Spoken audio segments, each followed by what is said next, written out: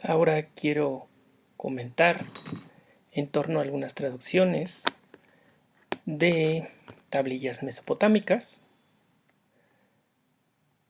Yo sé que no es mi especialidad, pero hay un punto que se une con los videos anteriores, que es el de las traducciones.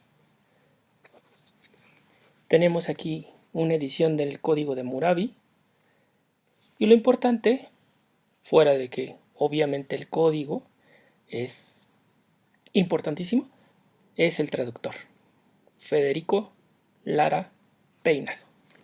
Para Editora Nacional, esta es una edición pues ya tradicional y pues ya con algunos años de antigüedad.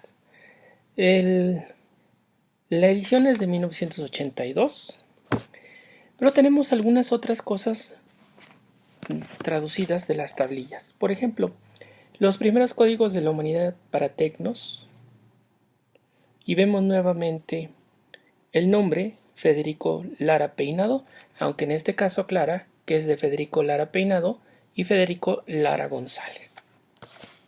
Tenemos aquí unos himnos babilónicos y el traductor nuevamente es Federico Lara Peinado para tecnos. Tenemos también unos himnos sumerios y el traductor nuevamente es Federico Lara Peinado. Este es un punto importante, ya que no hay muchos traductores de el acadio, del sumerio, del babilónico al español. Hay pocos. Uno de ellos, quizá el más importante, es Federico Lara Peinado por la cantidad de obras que ha traducido.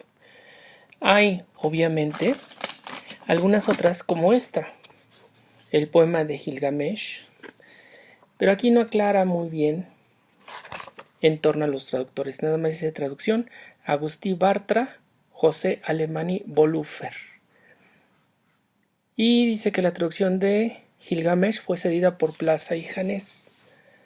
No aclara si es una traducción directa o no. A mí me parece que no, que es una traducción pues de otra lengua al español.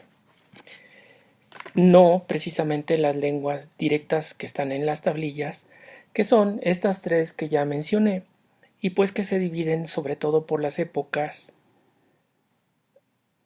de las que estemos hablando. ¿Qué nos dicen los traductores expertos o las páginas que hablan de este punto sobre este tipo de traducciones?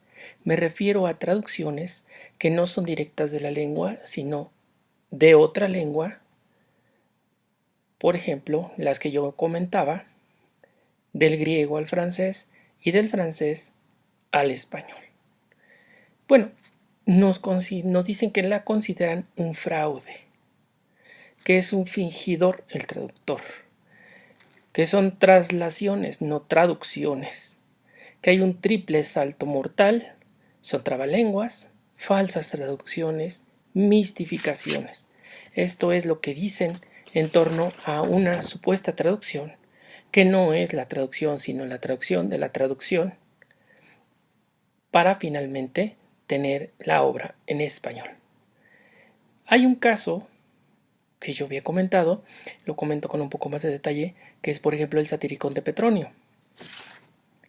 La mayoría de las ediciones, hasta la de Manuel C. Díaz y Díaz para Alma Mater, Alma Mater generalmente no saca en un solo volumen toda la obra, tiende a dividirla en varios volúmenes, porque incluye un aparato crítico muy grande y unas introducciones y notas igual. Por lo tanto, pues no cabe en un solo volumen. En este caso, para el Satiricón, al menos hubo 2 volúmenes. No conozco la edición. Fue entre 1968 y 1969 que salió esta edición. Aquí le llaman Lectio Vulgata.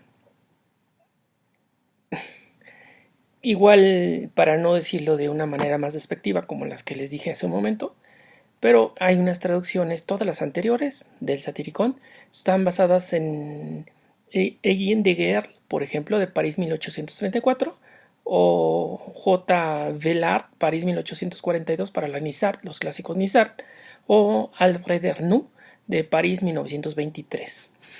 Estas ediciones pues traducían del latín al español el Satiricón, y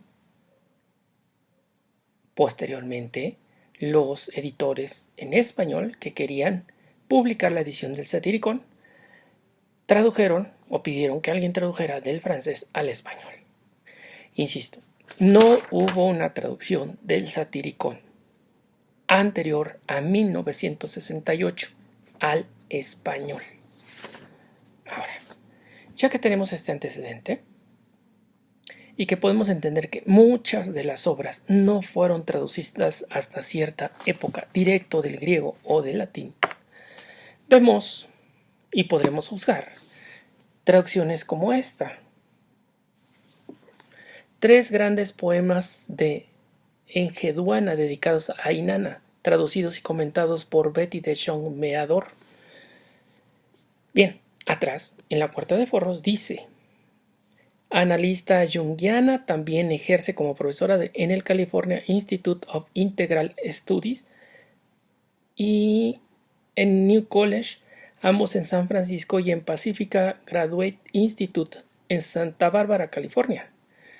Y lo más importante es que Susana Wald es traductora literaria de obras escritas principalmente en inglés, francés y húngaro. Y aquí tenemos el problema. Si le aplicáramos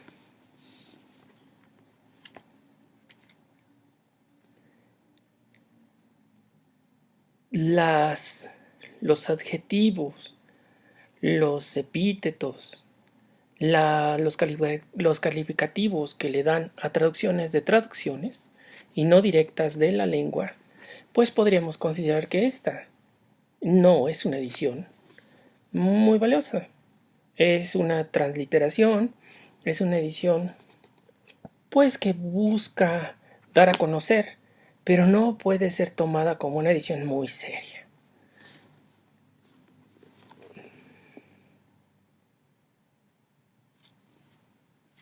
Lo mismo pues ya había ocurrido en otro caso. Yo lo comenté cuando hablé de Catulo, que era el siguiente: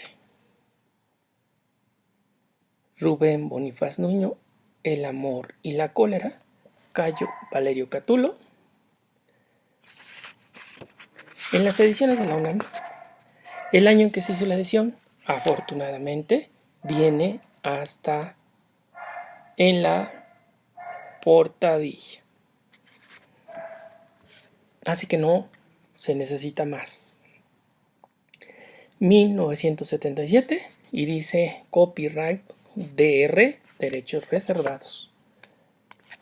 Por lo tanto, una edición como esta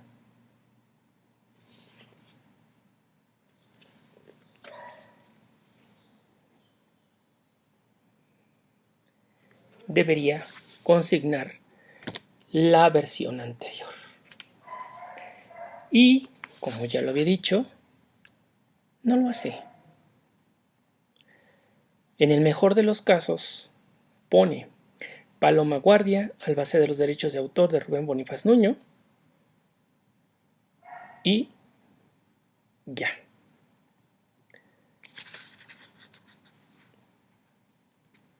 En el prólogo sí se menciona. Dice El amor y la cólera, publicada por primera vez en 1977. En fin.